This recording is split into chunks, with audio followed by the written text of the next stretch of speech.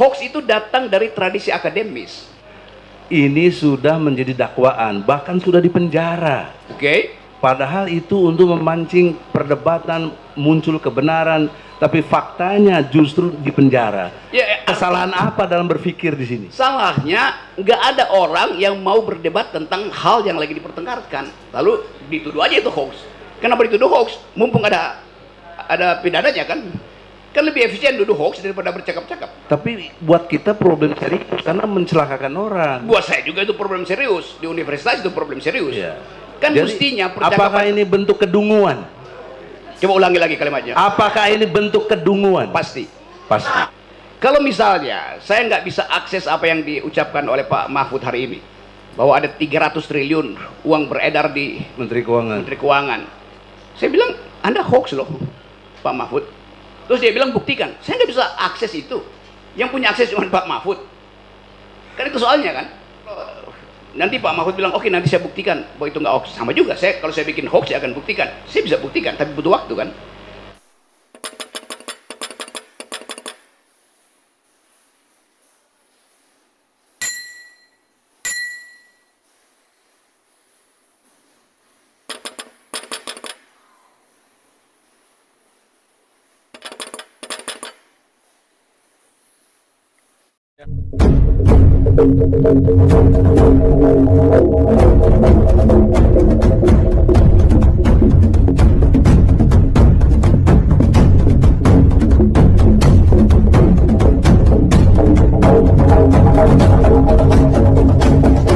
Bismillahirrahmanirrahim. Assalamualaikum warahmatullahi wabarakatuh.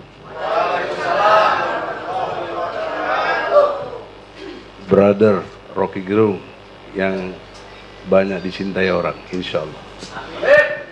Mudah-mudahan. Dalam kesempatan ini, orang banyak memahami filsafat itu kumpulan teori-teori dan kata-kata yang bersifat filosofis.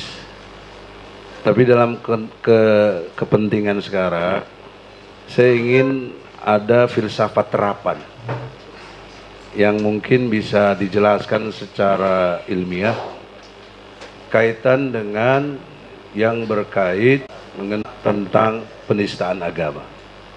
Nah, filsafatnya, basis yang saya pahami adalah kejujuran, kebenaran, keadilan. Nah, bagaimana dalam kesempatan ini klien kami ini kan bermubahalah atau bersumpah untuk memastikan benar atau tidaknya. Oleh karena itu nyatanya didakwa.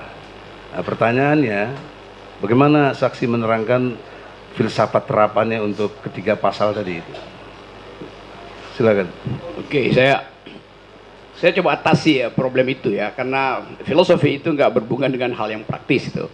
Tetapi dalam perkembangan ada disebut applied philosophy, terutama dalamnya etika itu. Logika juga sebenarnya applied philosophy. Saya beri contoh tadi soal pertanyaan apa sebetulnya itu hoax itu. Tiba-tiba hoax itu jadi soal kriminal. Tiba-tiba hate speech jadi soal kriminal. Dulu waktu Perang Dunia Kedua, pasukan Amerika menyewa satu studio di London untuk membuat suara seolah-olah ada kegaduhan mesin perang Amerika itu. Lalu hasilnya dibocorkan ke Jerman. Lalu orang Jerman panik. Seolah-olah ada ribuan pesawat sekutu akan mendarat di Jerman. Padahal itu cuma dibuat di studio. Sebetulnya itu hoax. Tetapi bagi Amerika itu teknik untuk melemahkan lawan. Kita tahu juga Kopassus bikin begituan tuh. Waktu di Aceh direkam itu suara pesawat, suara mesin perang itu disebarkan supaya ada efek katastrofik itu. Jadi yang disebut hoax sebetulnya awalnya adalah upaya untuk mencari jalan membenarkan penyerbuan tuh. Itu kata hoax itu juga kata yang agak aneh di Indonesia tuh. Yang kedua, hoax itu datang dari tradisi akademis. Dulu saya pernah terangkan pada seorang profesor, kemudian dia ngamuk karena dia nggak ngerti asal usul dari kata hoax itu.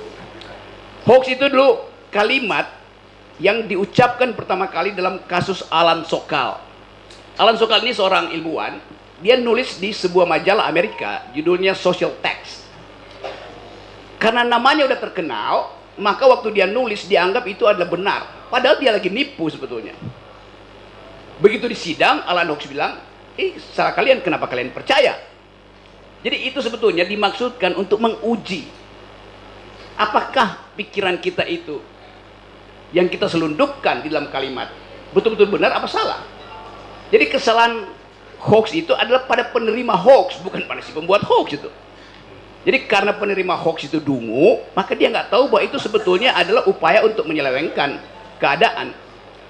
Itu intinya tuh. Dan di Indonesia hoax itu disalahkan pada si pembuat hoax. Padahal hoax dimaksudkan untuk menguji apakah public opinion berlangsung secara setara atau masih bisa diganggu. Jadi ini fungsi hoax dalam bentuk positif. Nah, saya mau terangkan karena selama ini hoax dianggap sebagai hal yang buruk. Padahal itu dimaksudkan untuk menguji. Kan banyak juga dosen yang meluluskan mahasiswanya tanpa diuji disertasinya dengan cara yang sistematis, metodologi. Padahal isi disertasinya hoax. Jadi yang salah ada penguji, karena penguji nggak berani untuk mempersoalkan hal yang yang belum dia kenal itu. Itu soal pertama. Nanti kita lihat apa efeknya pada hoax yang berlangsung selama kira-kira 2 pemilu ini.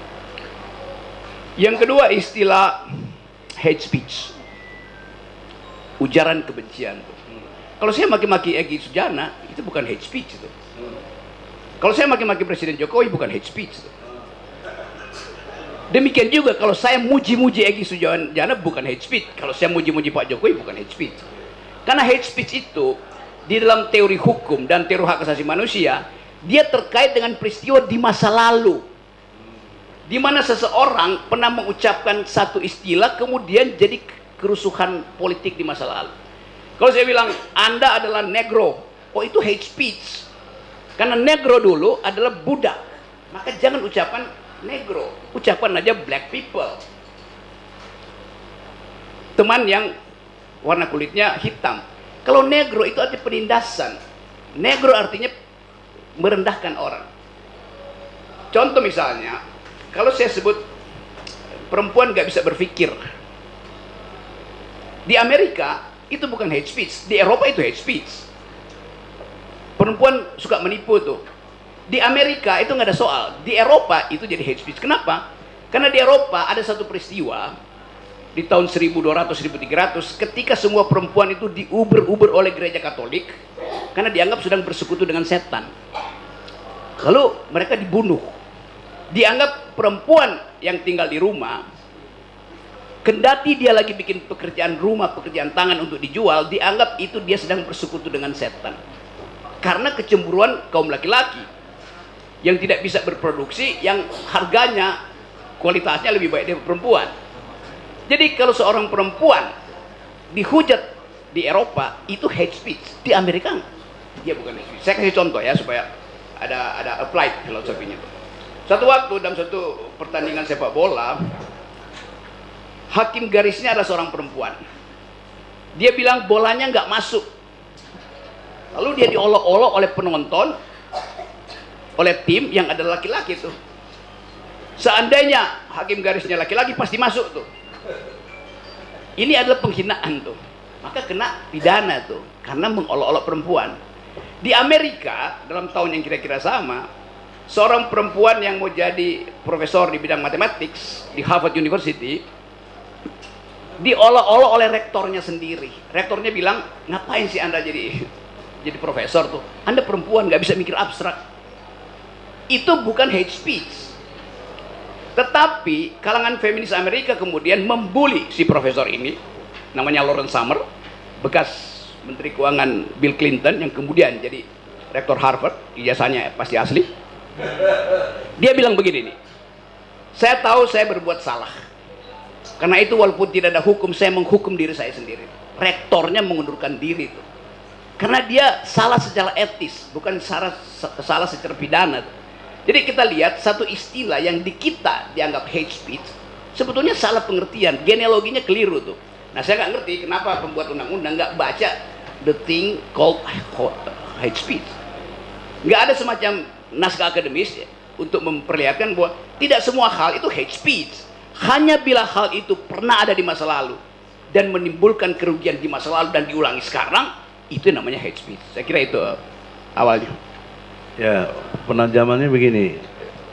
Dalam konteks bukan hoax tadi.